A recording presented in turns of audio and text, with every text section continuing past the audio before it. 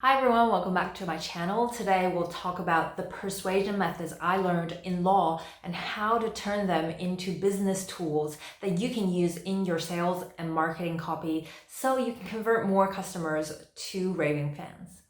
First, let's talk about the words that you do not want to use and what to replace them with instead, so that, our eyes don't glaze over these words that we see over and over again. We don't tune out when we hear these things, and what to say so that people are actually engaged, emotionally connected, and want to take action and really engage.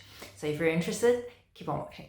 So the first things you want to avoid are adjectives that are very vague. Things like nice, beautiful, stunning, amazing, magnificent. These big words that sound nice but don't really convey anything other than fluff, other than, okay, it's supposed to be embellishing whatever it is that might be trying to sell or show you, but they don't convey real meaning.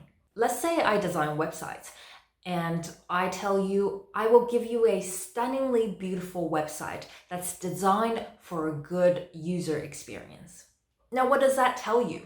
Not much. You'll need to know a lot more in order to know whether my web design is good for you, right? What's beautiful to me might not be what's beautiful to you. What's beautiful in general might not convey the message of your brand, right? And good user experience, what does that mean? You're not sure, so you have to read a few more sentences before you know whether this is yours or not. But in reality, a lot of people, when they scroll through a website or a landing page, they will think, okay, doesn't sound like anything I need, click out of it, right? So change that to something like this. You'll get a fast and responsive user experience without sacrificing your brand's aesthetics. That's very specific. I know it's going to load fast. I know people can look at it on their different devices and still have a great experience. And I know they will take into consideration my brand aesthetic and they will make sure that that's in the website, right? So with the same amount of words, I know a lot more with the second one that doesn't use fluffy adjectives, right? They give me exactly what I want. The easiest thing you can do to improve your website copy is to just remove all of these words that don't mean much, right? They look nice, some of these are big words that make you look smart, but they don't convey any concrete information. So take these out and put in actual adjectives that describe exactly what you're offering. Be specific. And just like that, you will improve the effectiveness of your copy. Now, if you want to level up, there's something we learned in law school about using verbs rather than adjectives or adverbs. So even though it's good to use adjectives that are specific, you can actually make your argument so much stronger with verbs, action words. Actions speak louder than words. There's a reason for that. So even when we communicate on paper, we want to put in as much action as possible because they give us a clear idea and an image in our mind about what's happening. It makes the sentences move. There is movement in these action words. And so the test that I really like to use when I write anything is the blockbuster test. So here, I want to read a sentence and see if I can see a blockbuster scene happening in my mind. For example, if you see something like write interesting stories for kids with our effective story writing course, what do you see in front of you? Maybe it's a scene of you writing a storybook. Maybe it's a kid reading a storybook. Or maybe you see something on a website that looks like a course.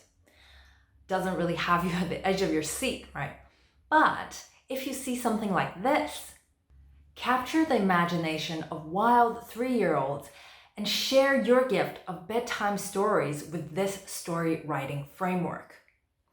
All of a sudden, your mind is going crazy trying to reproduce this scene, right? You see the wild kid who's very excited and see the big eyes, his or hers, right? You have a boy or a girl in front of you.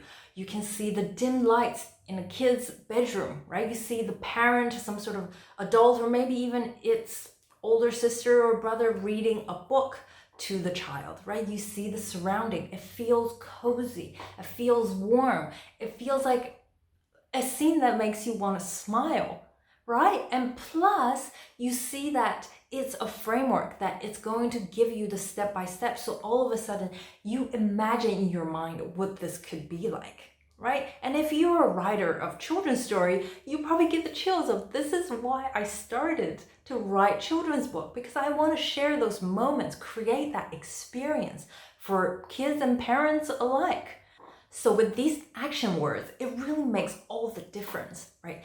The scene comes alive and you really make that emotional connection. So this is what people talk about when they say you got to push the emotional buttons, right? It's not to say, oh, if you miss out on this deal, you'll never become the writer of your dreams. Or, oh, if you miss this, the price you're going to go up and you're never going to afford it. It's not to inject all those fears. There are other ways of connecting with someone in a very genuine way without, scaring them and pushing them into buying something. So these are the first things I learned in law about how to become more persuasive. Is to paint a picture in someone's mind. Our attention span is so short. So if you want to capture someone's attention and listen to what you have to say, you have to help them create that scene for themselves and let them tell the story. It's really going to make a huge difference. Let me know in the comments, what do you want people to feel when they read your copy? What are some of the scenes that you want to create for them? And if you found this helpful, please give it a thumbs up and subscribe if you want to see more like this. I'll talk about the next method that I learned in law and share with you how you can use that to improve your marketing and sales. So see you next time.